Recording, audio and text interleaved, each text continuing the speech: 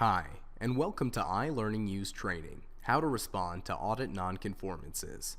As with all the iLearning U training, we will provide an interpretation of the requirements, discuss issues we commonly see as certification body lead auditors, and best practices for an effective system. This approach provides valuable insight for your company to improve your management system. You'll benefit from our extensive experience auditing a wide range of organizations and management systems. This training is split into 3 parts. In the first part, it all starts with the audit. We will discuss the audit report and what to do if you don't agree with the auditor's conclusions. We will also cover roles and responsibilities, the standard that guides your certification body, timing requirements for responding to non-conformances, the process for closing out non-conformances, and the consequences of not responding. In part 2, now what? Responding to audit non-conformances. We will discuss using your in-house corrective action system to respond to non-conformances and how to respond to non-conformances, including the correction, the cause analysis, and the corrective action. We will also discuss issues we, as certification body auditors, commonly see when we conduct our audits and what we expect to prepare you to meet the requirements of your certification body. In part 3, titled After the Response, we will discuss what the auditor and the certification body do with your responses to the non-conformances. We will also discuss what delays the issuance of your certificate and what you need to do at a minimum prior to the auditor returning for a follow-up audit. Once again, we will identify issues we see as auditors and what we expect. Okay, let's get started. As stated earlier, it all starts with the audit. Your company will go through the audit, and at the conclusion of the audit, an audit report will be created. After all the introductory language in the audit report, you will see the conclusions from the audit. The auditor will review these with your company during the audit and also during the closing meeting. The audit report content varies somewhat depending on the type of audit that is being conducted. First, we will discuss the Stage 1 audit report.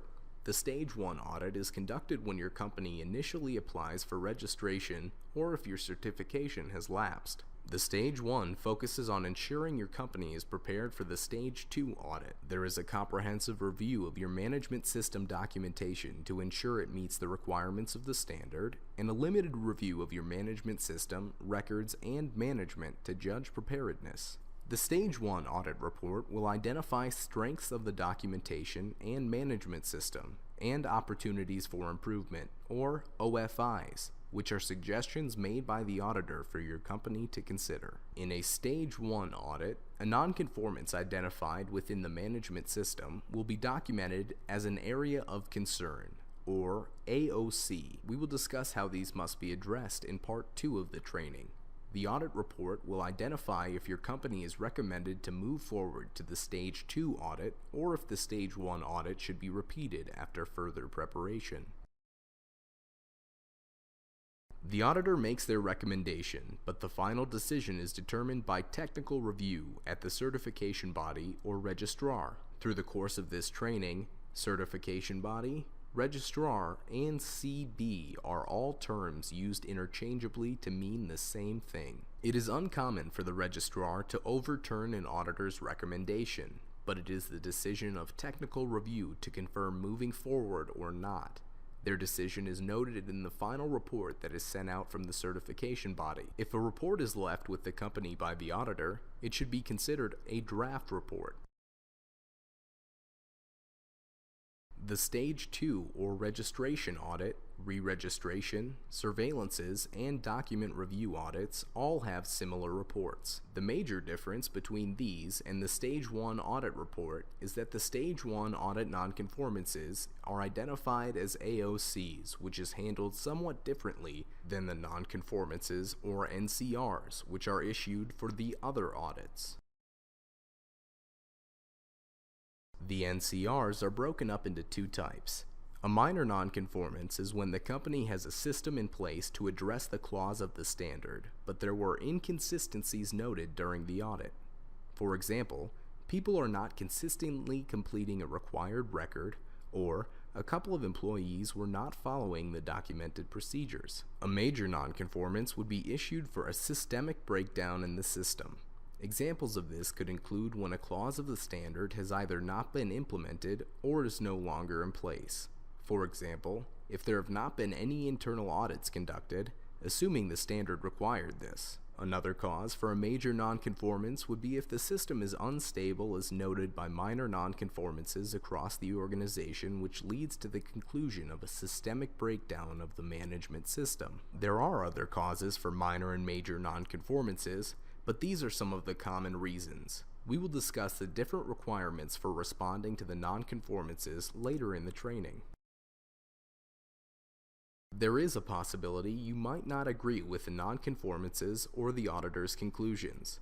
If you disagree, be sure to let the auditor know, because the auditor may have misinterpreted what was said or viewed during the audit. If the auditor still believes that the issue deserves a nonconformance, it will be written up and left with your company.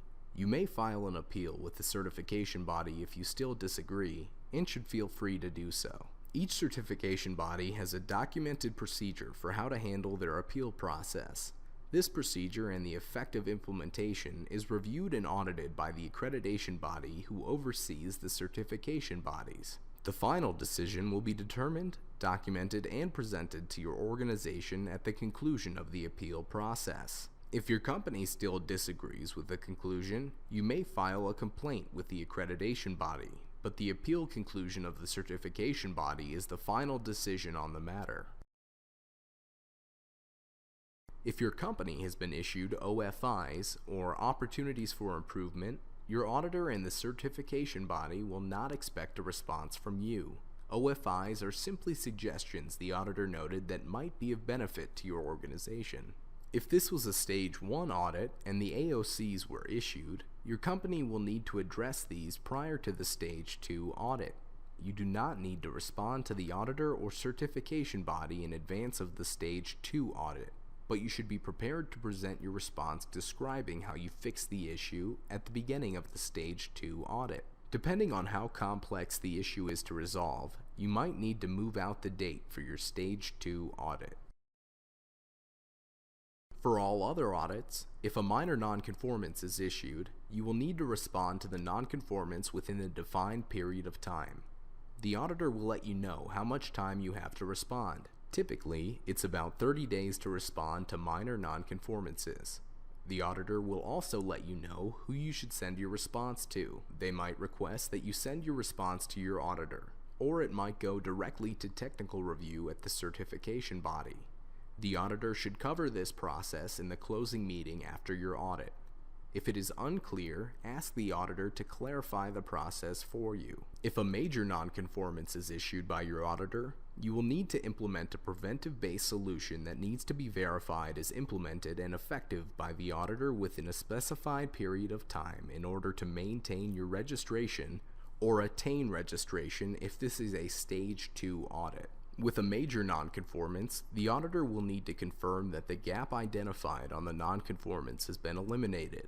In the case of the minor nonconformance, the company simply needs to identify how they plan to address the issue, and the verification of effectiveness is confirmed by the auditor at the next audit. Certification bodies are bound by the requirements of the ISO 17021 standard, titled Requirements for Bodies Providing Audit and Certification of Management Systems.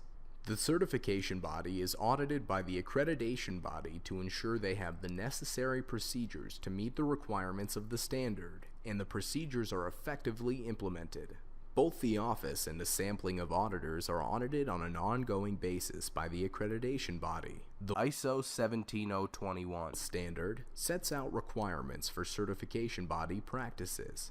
The intent is to ensure there is compliance to the standard and consistency between certification bodies. There might be variation between the certification bodies due to how they chose to implement the requirements of the standard, similar to how your company has interpreted the standard for your implementation.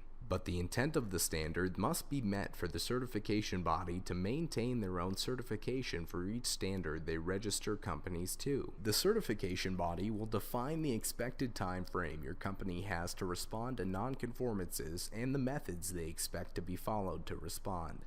Your auditor will cover these requirements with you during the audit. Your auditor should let you know the consequence of not appropriately addressing an area of concern or non-conformance. Your goal should be to successfully close all AOCs and non-conformances at the next audit. If a minor non-conformance cannot be closed at the follow-up audit, it is escalated to a major non-conformance. If a major non-conformance is not closed timely, your company's certification will be suspended, and you must once again go through the Stage 1 and Stage 2 audits to regain certification. Additionally, all published materials stating certification must be removed until your company is once again certified. This concludes Part 1 of the iLearningU training, How to Respond to Audit Non-conformances. In Part 2, we will cover how to respond to non-conformances, issues we see as auditors, and what we expect. In Part 3 of the training, we will discuss what to expect after you send in your non-conformance response to your auditor or certification body.